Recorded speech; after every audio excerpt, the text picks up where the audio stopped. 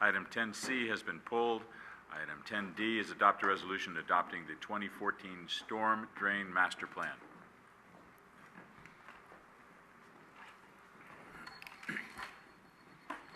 Honorable Mayor, Council members, the city provides many services to our residents in order to maintain a certain level of quality of life and to protect public health and property. Many of those services like water, sewer, roads, transportation, storm, require and need a infrastructure to provide those services. To be able to guarantee the sustainability, reliability, and certainly to minimize the cost maintaining those services is very critical to have a long-term assessment of the need of the system and when the system needs those improvements. As responsible managers for those systems for the city, you already approved the updated master plan for our water system, for our sewer system, and also you are approving on an ongoing basis our payment management system. Our storm master plan is the last, certainly not the least important, system which need this long-term assessment. Wing Wang is the project manager for this project, and he will take you through the content of the master plan, also the conclusions, the findings, and the recommendations. Mark Chan from San Mateo Flood District is here also. Their need is included in our master plan assessment. Thank you, Claude. Good evening, mayors and council. The storm drain master plans provide a thorough evaluation of the storm system. It defines a long-term capital improvement program, and it also serves as the roadmap for future rate studies and storm fee revisions for the implementation of the proposed improvement. To give you a little background and history, the City Council adopted a storm system study in 1991, and then an update of the study in 2000. And this 2014 Storm Drain Master Plan that we are presenting is the city's first comprehensive storm system master plan. And there are some significant accomplishments with this master plan. The city had the least information on the storm system compared to sewer and water. And at the early stage of the master plan preparation, only 5% of the storm system data available was accurate. And during the process of the master plan preparation, the comprehensive information and data on the storm system were verified and compiled, and then put it into the hydraulic model for evaluation. And this master plan is based on accurate information for over 90% of the storm system.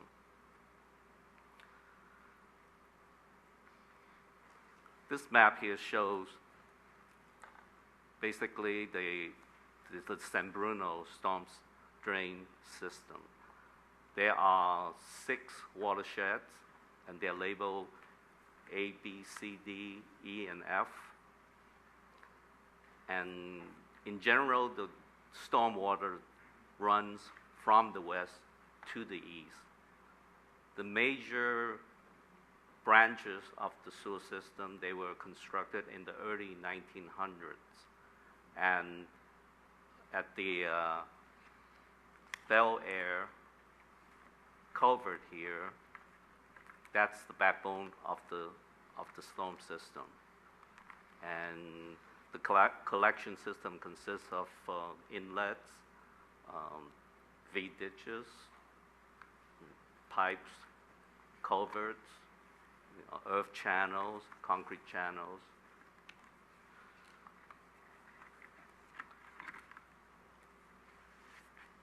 Hydraulic model and flow monitoring were used to predict the flow condition in a 25-year design storm. And first of all, the 25-year design storm is not a storm that occurs every 25 years.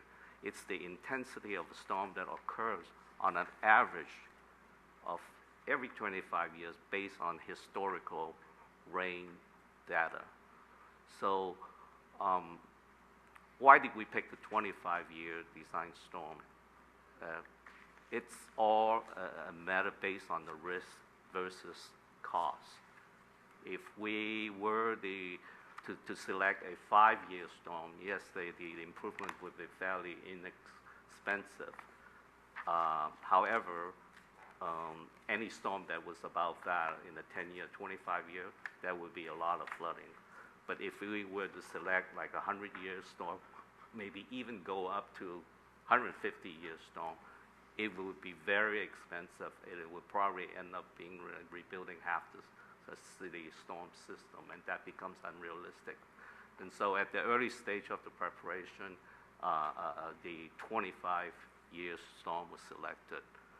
And what are the results of this hydraulic model? It predicted that localized flooding conditions throughout the city in a 25-year storm.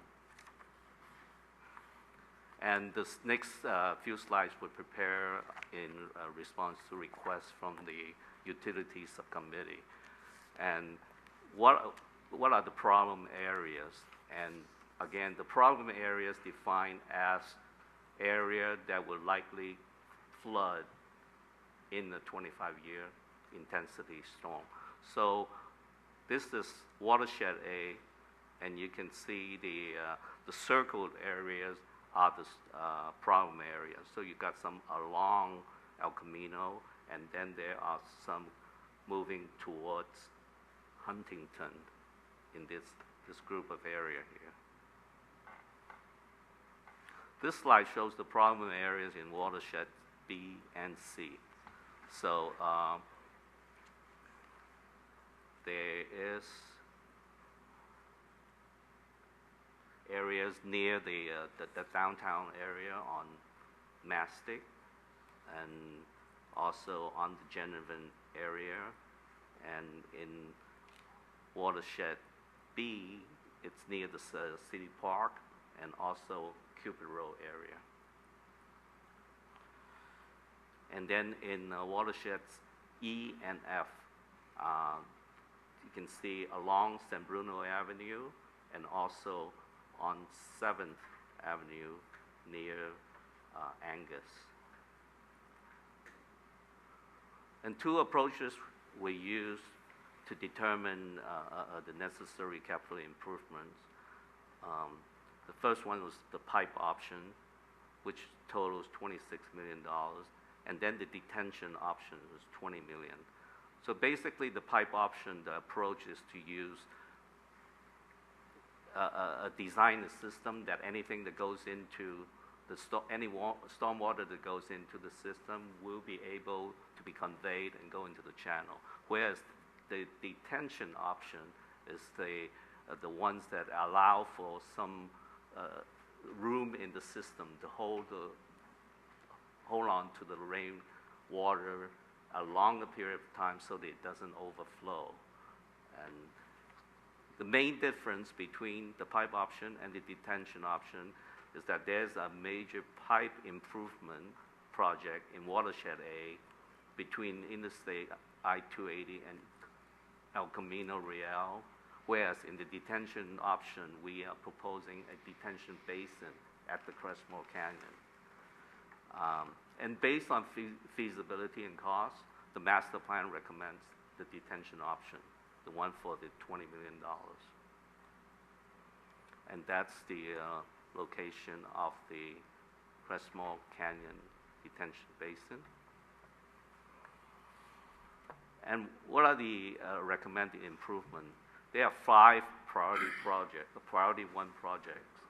And priority 1 projects are the ones that basically will cause a major flooding event if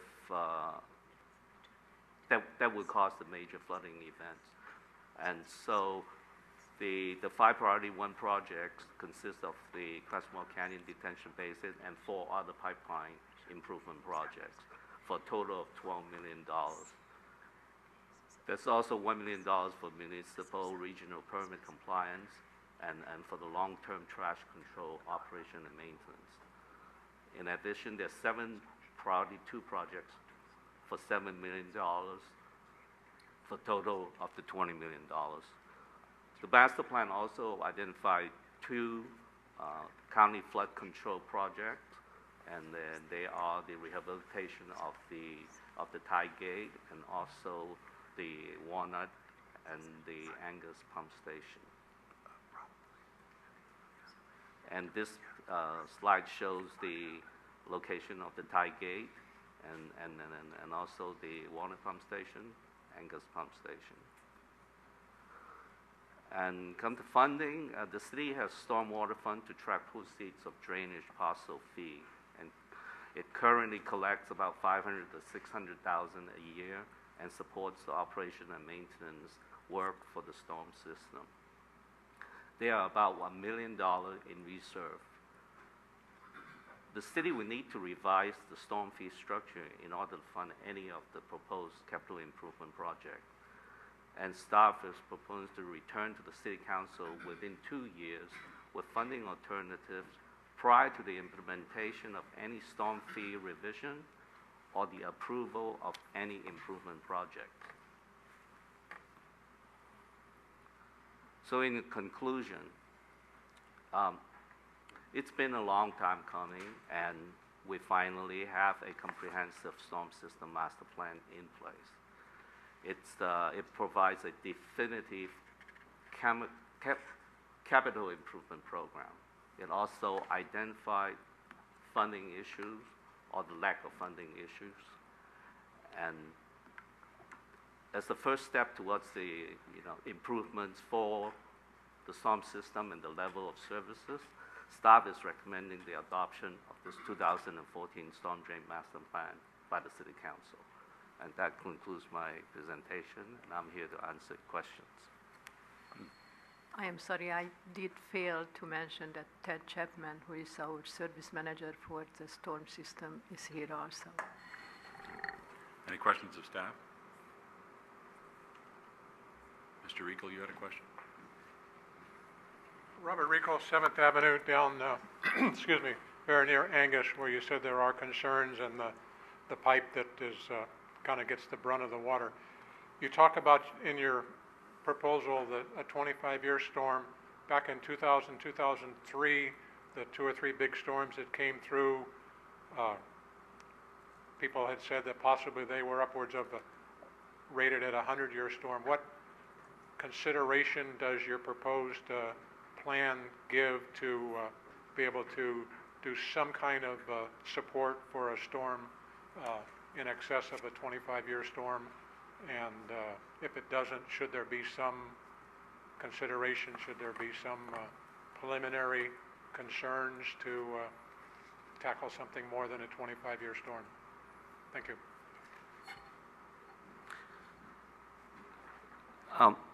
Mr. Reichel, as I mentioned earlier, Mr. Mayor, do you want us to respond? Yeah, why don't you respond? Okay. You're on, Wing. okay, Mr. Yeah, go ahead. Okay, Mr. Reichel. As I mentioned earlier, there were 5 projects in the priority 1 list, and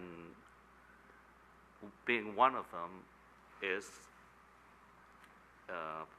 number 2 on the list, and that is the proposed pipeline improvement along Angus, and also additional inlets enlargement of the existing inlets and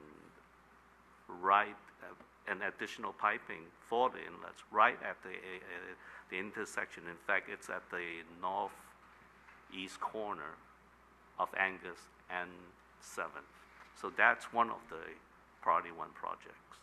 So hopefully, yeah. If I might add some additional information is that also all of the improvements under the rail, which were part of the Great Separation Project, they were designed and implemented for 100-year storm event. Their capacity under the track is able to basically take the 100-year flood event.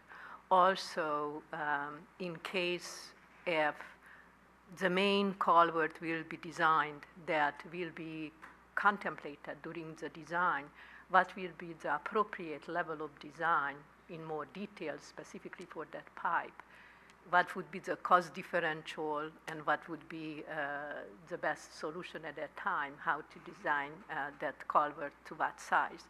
And also the city started having discussion with the flood control district, which really is the most critical partner in this, addressing the overall risk involved in any kind of major flood event. And was our discussion that will be developed a plan in case or in those cases, what would be the plan, including, this is just a preliminary phase, even developing some kind of agreement with the airport, how here you could release those excess water and what would be the solution in those situations. Okay. Ken? All right, we're on the subject of the canyon still. So I'm assuming that a detention, when you say detention, will mean that you're going to collect water in the canyon, mostly from the western part of the city, so that allows the flow, a lot easier towards the east. I'm assuming that all the discussions about what we heard earlier on landslide improvements and any other improvements that are going to be discussed now in a preliminary stage, for the Glenview area, that's all taken consideration with a collection of, for the stormwater. For the lay people, I mean, which are about 99% of us who aren't engineers, we hear collection in the canyon, and we're thinking reservoir. So it is a reservoir in essence. Oh, now you're really going to get people talking. So. Certainly, this is a known recommendation, and will be part of. You already approved a preliminary assessment of the geological condition of the whole canyon. And during those assessments, part of how to integrate in the overall design of the canyon, any improvement in the canyon, how stabilize, how to implement any improvement. This project will be an important component, and maybe also will provide some enhancement to that whole redesign environment of the canyon. But certainly this is a known project and will be part of the consideration. The process is that, are we going to be seeing something at this year as far as a funding proposal, or is that something within the next 2 years that we're talking about? Our recommendation was in the 2-year time frame, but if you think that is too far out, and the reason is that the follow-up step is to develop a rate study, which could more specifically address the need, and considering the overall, will be your decision and your direction, but considering the competing needs, and you approved that very aggressive improvement plan for water and sewer, and is the intent to come back with the payment management, which require a increased investment in our payment management, which started to become a quality of life for our residents.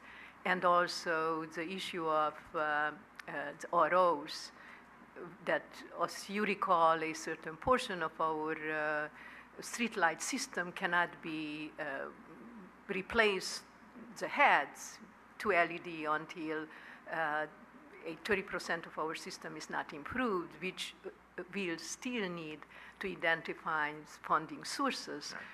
That's the only reason why staff included in the recommendation in the this 2-year, but certainly will be your decision how you see the priorities and the need of those competing funding needs for the city. And certainly, since the time you will decide that this is the priority and you want staff to start the rate study, that the rate study in 4 or 5 months can be developed, and then you can make a decision after. Thank you. Okay, anyone else? Irene? Clara, would you clarify where the money comes from now for the storm drains? It's a parcel tax. The city is in is a not entirely unique, but not too many cities in San Mateo County has this special revenue. It's a parcel tax, and everybody pays around 54. I don't remember exactly, but around that dollar amount. And the total revenue is between 500 and 600,000 a year. This year I think is budgeted at $590. But typically those are almost all of that dollar limit is budgeted for operation and maintenance. And it's just not enough for this big investment in the system improvement itself. Right, and the process to increase that would be through a vote of the people. Is it a 218 issue? I am sorry, was my recollection at the subcommittee meeting was that it's a 218 process, but I made the commitment that I will verify with the legal, and unfortunately I failed to do that. But would He's be, right was my assumption that it's a 218 process, it's not a vote. Okay, so it's a protest vote. Correct. Okay. Through the Michael? chair, I recall a discussion when we were talking about the sewer and water rates, that anything that was placed on a tax roll was subject to a vote, a general population vote, not a 218 process, which is limited to fees and things that are, you basically get something for what you pay. Well, we'll need to look into that and come back to you with an answer. We're not really prepared to address it this evening, but we understand the question, and we'll make sure that everybody gets an answer shortly. Okay, thank you. Anything else? Michael? I would just comment that the action before us today is simply approving the plan. But I do think it would be prudent to start looking at funding sooner rather than later, rather than putting it off for 2 years. I think now that we have an idea of what we need to undertake and the magnitude of the cost, that certainly now that the economy is doing well and we have some options, it would be good to start considering these things as well as all the other projects you mentioned that need to find funding sources sooner rather than later. So just that comment. Agreed. Any action by the council? I'll introduce. Councilmember Ibarra. Aye. Councilmember Salazar. Aye. Councilmember O'Connell. Aye. Vice Mayor Medina. Aye. Mayor Ruane. Aye.